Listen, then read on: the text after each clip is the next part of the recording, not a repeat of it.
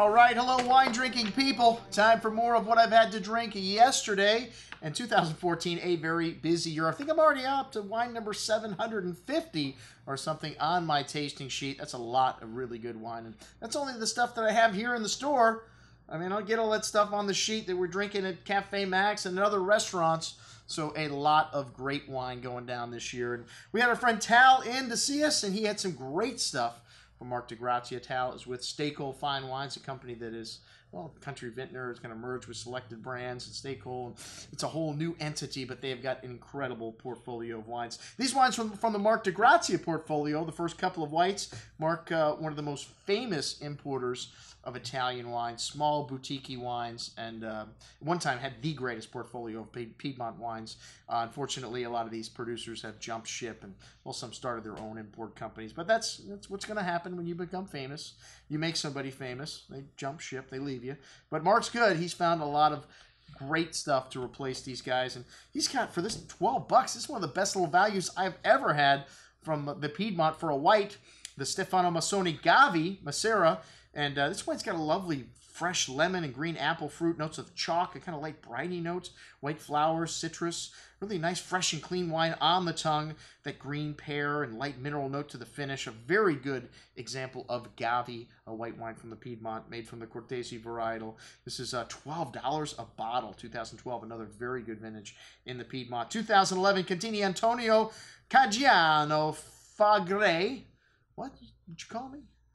Fagre is a blend of Fiano and Greco, and it's from Campania, a really unique blend. I don't know if I've ever seen anyone put these two grapes together. Another Marc de Gracias wine. Good amount of fresh apple fruit with a note of flower, and kind of a cheese-like note coming out on the second day. This wine really opened up and turned into something, I don't want to say different, but changed on the second day somewhat dramatically. Some nice fresh floral notes also. Nice richness on the tongue here. Texture of light cream and tongue-tingly minerality on the finish. Nice ripe tree fruit in the mid-palate. A note of honey there on the first day, which kind of turned into, like I said, this funky note on the second day. Very good juice at $21. Very unique stuff. Romano Calia, Fiano di Avellino, Colli Lapio. This wine really rich. One of the best Fianos I think I've ever had, with melon and pear fruit along with fresh earth, the kind of gravelly mineral notes and white floral aromas. Wonderful intensity on the tongue with that tongue-tingly minerality as the wine leaves your palate, and the impression of effervescence there. Really long layered finish, spring flowers, that light briny note to the finish. Excellent juice. Like I said, one of the best Fianos I've ever had, and I think it's only $27, so somewhat reasonably priced. Up next, one of my favorite things in the world, Nebbiolo and Moccagatta 2009 Barbaresco. This wine is a classic Barbaresco bouquet, dark cherry liqueur-like fruit, fresh plowed earth, truffles, pretty floral notes, exotic spices, really nice complexity. These 2009s, a lovely forward and enticing nature here, really big and chewy on the tongue, ripe round tannins, so very approachable for a young Nebbiolo. Some dry, chalky notes coming in at the end, but lovely balance, lots of everything here. Excellent juice at $37. Incredible value. The 2010 Albino Rocco Barbaresco 2010, 2010 rather. Sorry, the 2010, that's all that means. A blend of wineries. They have a blend of 3 different vineyard sites that this winery owns. 2 of their single vineyards and 1 other younger vineyard. And this one's got a good amount of red cherry, kind of red plum fruit, rose petals, red licorice spice, fresh white truffles. Really nice, complex bouquet of aromas here.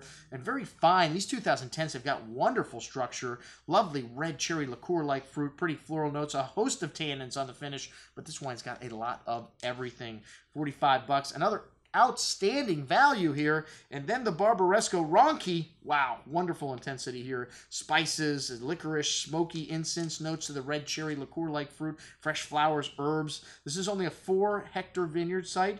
It planted in 1970. So they make about 1,500 cases from this, and 20% of it sees barrique, so you get a little spice in there, a little vanilla, a little cinnamon, but a lovely complexity here, not overly oaked at all. Big and chewy wine on the tongue with layers of zesty red berry fruit, a firm hand of acid and tannins.